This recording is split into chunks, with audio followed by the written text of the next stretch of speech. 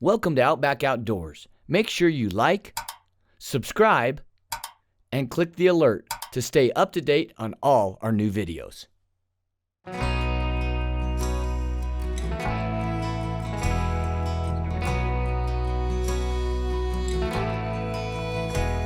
On a September morning, she came without warning, said, ain't it a beautiful day?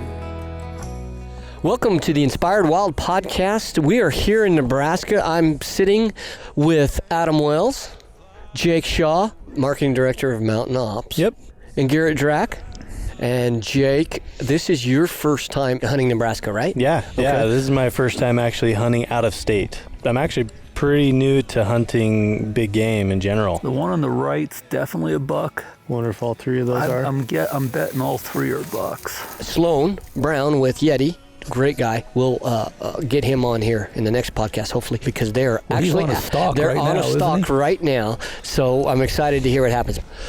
Okay. Garrett, I thought I put Adam, good and shot you on were it. basically a team. We'll call you guys The A team. The A team. Okay. All right. Yeah. That sounds good. Adam, take us through that first morning, which was yesterday morning. Well, I'll just start off. I spotted some bucks coming out of some standing corn. Oh, that's a good buck in the back. Yep. Well, I would shoot that buck. I'd shoot it. Yeah, so we tried to get in on them. That quickly realized that we couldn't get too close to them just because of how those, you call them coulies, were. And we backed out, went around onto the road, and once they went out of sight on the other side of that draw, I just took off. And I just wanted to get into the next draw because if they were going to the corn, maybe I could cut them off. That's exactly what happened.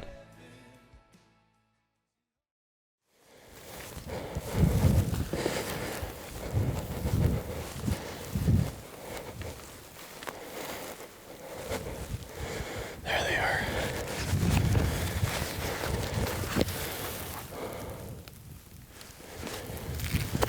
Okay, I'm gonna go down, back up this.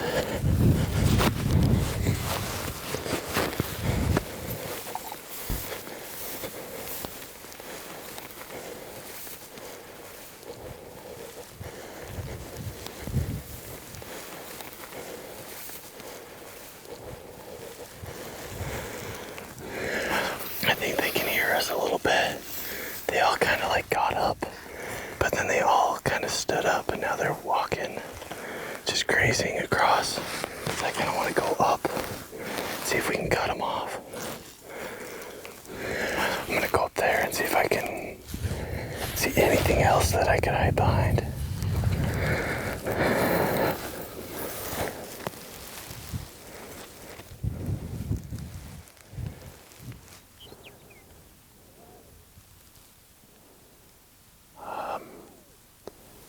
Yeah, we've got 1, 2 bedded.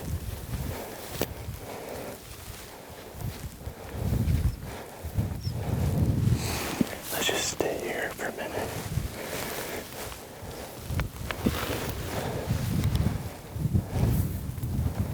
And I just told him, I said, let's just wait right here. Let's just sit down and just see if they come. We had sat down for 90 seconds, Yeah. maybe 2 minutes, and I have my headphones on, I just hear Jake, oh, there they are. I mean, it was that quick. It never happens like that. And this time it did. And it was crazy. Yeah. They walked right up the draw. Like Jake said, we were trying to get in front of them, and he picked the spot perfectly. At that point, we're sitting there, there they are. And I'm freaking out. I got total buck fever, whatever you want to call it. I think it was just partially because I was sitting there and I thought it would take a little bit. But all of a sudden, I just see him out of the corner of my eye. Obviously, I ranged him before that. Drew, he looks over at me, waited for a second, lifted up, anchored, and shot. Adam, talk about that shot placement. That is a non-lethal shot. Yeah, if you're right through the top of the back there, above the spine, you'll have a sore spot, but honestly, I mean, they hurt themselves worse fighting than what that did. And just to clarify this is the first hour of the first day of the hunt. And like Adam, you were saying earlier, usually it's 3-4 hours before you even go on your first stalk every morning, just because we're trying to relocate them and let them bed down. I've never had it happen that quick before. That was crazy. Yeah, it was 0 to 60 like that. Yep, I agree. There was a lot of nerves involved there, that's for sure.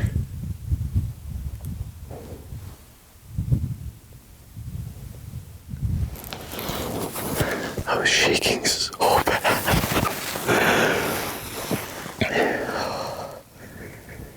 I think I just missed it by like 2 inches or 3 inches high.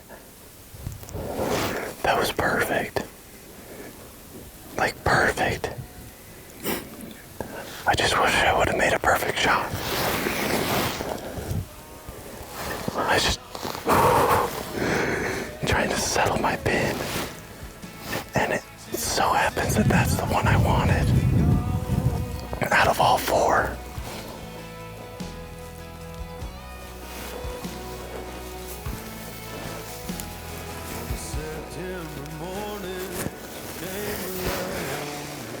I just wonder if I got my range wrong or if it was just me just freaking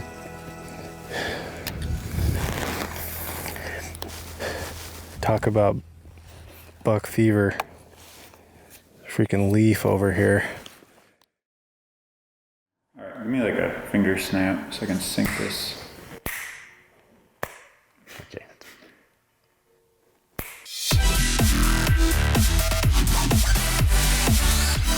What is a micro diameter arrow? Your standard arrow diameter is 0.245, but a micro diameter arrow is 0.204 or 0.166. Micro diameter arrows have been really popular in the target archery world for years, but they're really gaining popularity with the hunting world. You're gonna get more speed and penetration and less wind drift. Some of the hunts where a micro diameter arrow might be ideal would be a high country mule deer hunt or an open plains antelope hunt, where you know it's probably gonna be windy and a faster arrow speed is gonna give you an advantage.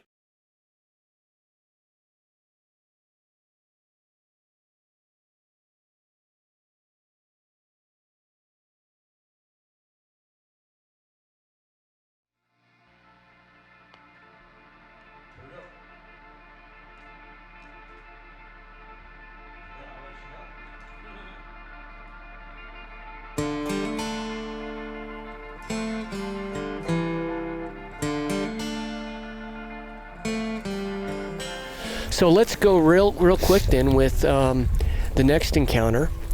We hooked up with you guys because we had been tracking a pretty big buck from our glassing point. Yeah, you see like this little point that goes out past this cottonwood.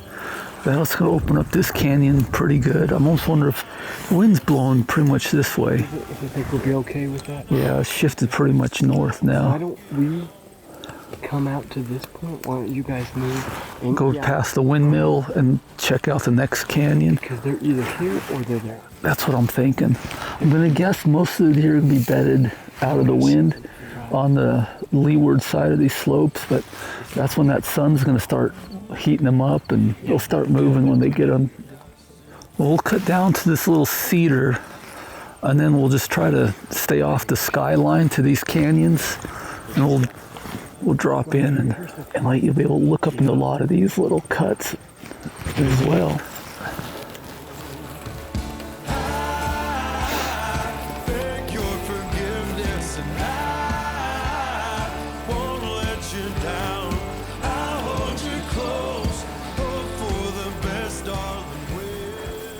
Jake actually saw these bucks. He was the first one to get eyes on them. Really? Yeah. Yeah, so we were looking up at each one of these draws as we were kind of making our way to that point that you're talking about. Just kept going slowly, sitting down, glassing up, trying to see if we could spot him. Just out of the corner of my eye, I saw in a draw that we weren't necessarily looking at, a little further down, saw those 3 bucks all together, and they went out of sight, so we decided to move and see if we could get on them. Got him. Ooh, yeah, that's a good buck in the back. All right, let's keep track of them. See if they'll bed up again. A good spot. That's why it's important to pick your head up occasionally, right? Oh, there's something. There's our bucks. Right over here. Then those deer stopped on that one side hill, and then they just kind of decided what they want to do, and they started working right back to us. Yeah, they did kind of like a J. Exactly. Just a hook. And I was just like, I bet they're coming up to draw underneath us. Pointed to a nice little shadowed cut bank where you could tuck in and hide. I'll slide down to this next yucca. Let you get eyes on them too. Yeah, that's a nice buck. Pushing 170, I would say. I slipped over. When I didn't see them there, I knew they were going to be right underneath. Yeah, I couldn't believe it that they came right up that draw that we were in, and they were pretty close to being in my lap, but they had other plans and bedded right there. I just shimmied real slow for 45 minutes took me probably to get in and position. There was enough of a wind that when it picked up, the grass was moving pretty good. Yeah. It was noisy, and so you were trying to time your movement with when the wind would you noticed pick up. that, huh? Yeah.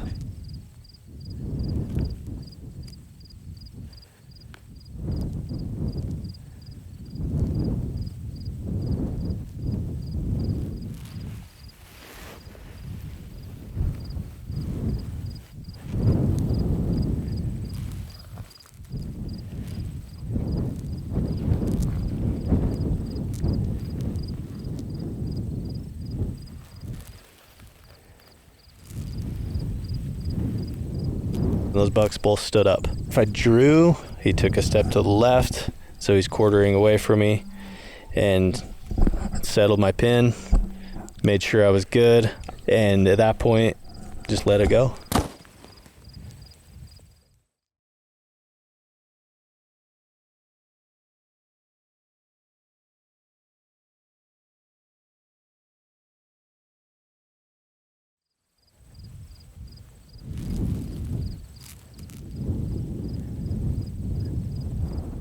We looked at the video, and it looked like a really good hit. I don't know.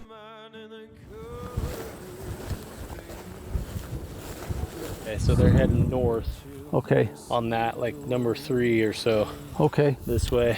Let's go up where we can see, and I'm thinking, especially if you think he's hit back, probably go grab some lunch, give it a couple hours. Okay.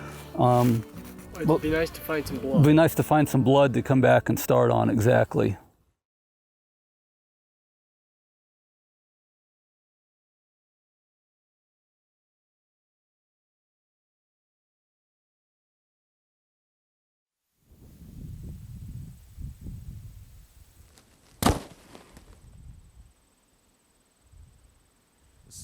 We looked at the video, and it looked like a really good hit. I don't know. You guys did get on blood, and the crazy thing is, what's the key here is that you do everything in your power to recover. And you guys, it took you time, but you finally got on some blood. You found good blood. I mean, the blood dried up after about 3/4 of a mile.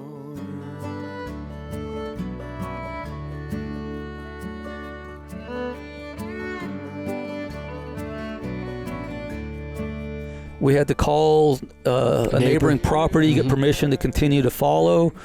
Into the next day. Tonight we knew this buck came this direction. This is the one crossing onto the neighbors, and I actually looked here earlier today. I just didn't quite get this far on it. Yeah, I don't think you came down this far. I quit just past these trees. I just had to go another 15 yards, and I would have found this earlier. Yeah, also looking for a sign, and here we are. We finally found the sign we were looking for. But yeah, he's on the neighbors.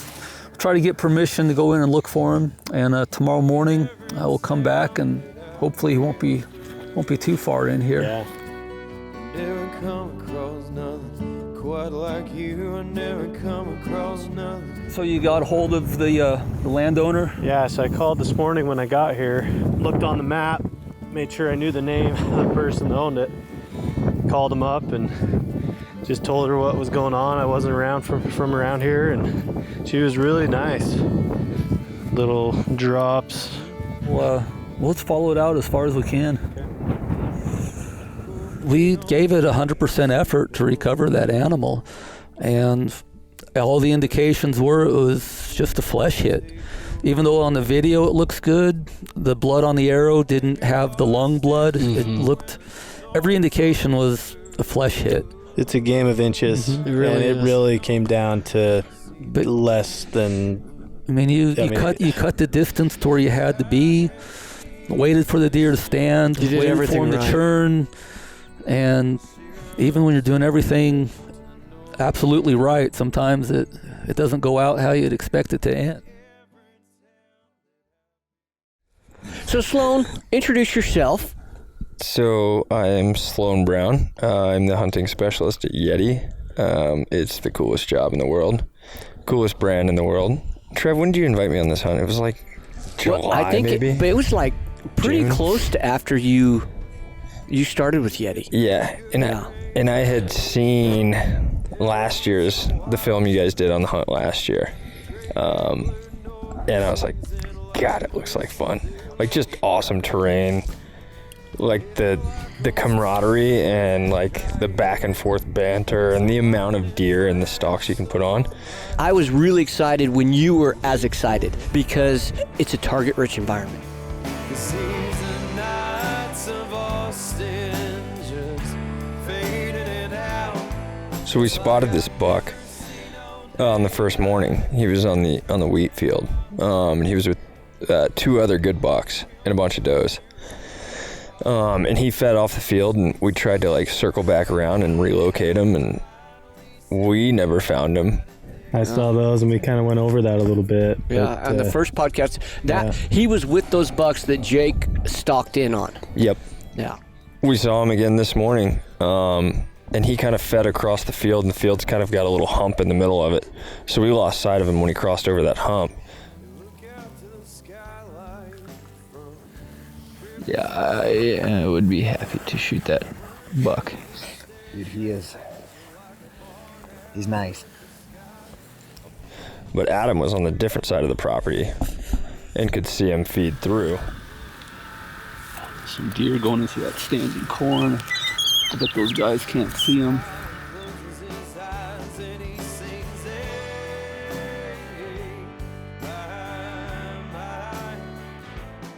He was able to kind of tell us where he dropped off, which kind of little coulee he dropped into. And so we made a game plan to kind of sneak around a coulee that paralleled the one that we thought he was in. Just fading it out. It's like I never seen no daylight in this town.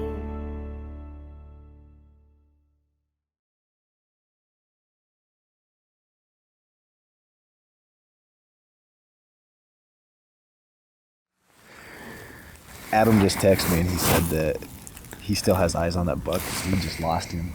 And by lost him, we were watching a video on your phone and we looked up and he was gone. So, yeah. But he texted us. He's still got eyes on him. We can't see him because he moved behind that belt of trees and it looks like he's going to bed on that far side. Yeah. So we're going to move back around to where Adam's at, get eyes back on him. Yeah.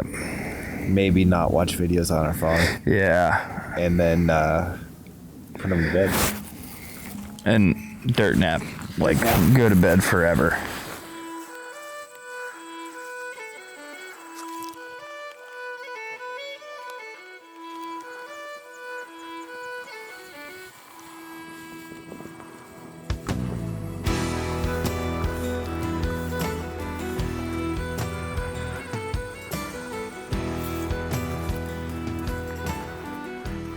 Thank God Lane was leading the charge because we just started up the very first pitch and the buck I ended up shooting shook his head and Lane saw him. Lane, how far were you from him when you saw him shake his head? We ranged that at 116 yards. So you guys were pretty close already. We were close. I think Sloane said we were about 30 seconds from really messing it up. Right. So he was in a spot where the wind was perfect right in our faces. And we kind of made a game plan. Lane decided to go up and around and get a different camera angle. And Dustin and I went up the bottom of the draw. He was behind me. And we got to the corner where I could start to peek around, but I knew I still wasn't going to be able to see him. And he was tucked in between a cedar tree and basically a cliff wall. I slipped my stockisons on which those things are awesome. By I the like way. to call them your ballet shoes. Yes, we got up there, and I just kind of we had enough wind. I don't know. It probably wasn't too strong. It was probably 12, 15 miles an hour, but enough to cover noise. Yeah. Lane, how far did you set up for the secondary angle? Exactly 100 yards. Okay. Because I backed off and then I came up over a lip and I hid behind a yucca. And I had a different angle so I could see the buck completely and I could see the doe that was with him completely. And we didn't know there was a doe. I didn't know there was a doe until she ran out.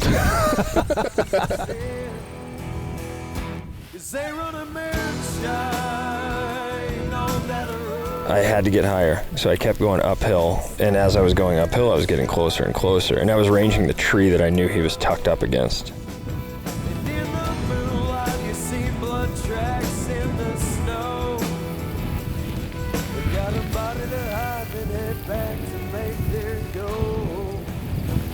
Gotta make that go.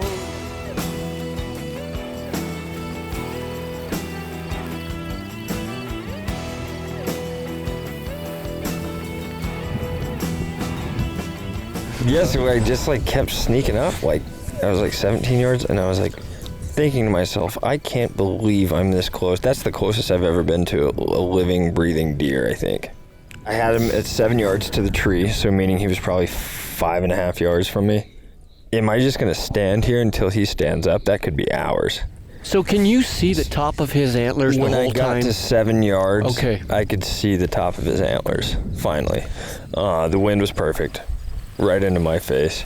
And Lane says, throw a rock. There's no rocks around.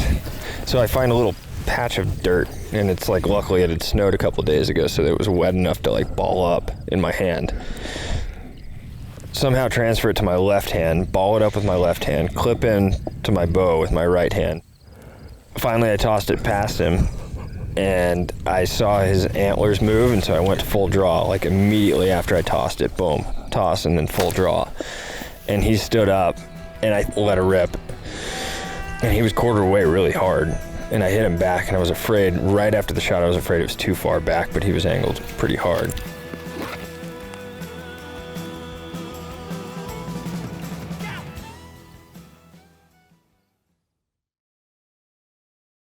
Thanks for watching Outback Outdoors. We encourage you to comment below, and as always, like, subscribe, and click the alert to stay up to date on all our new videos.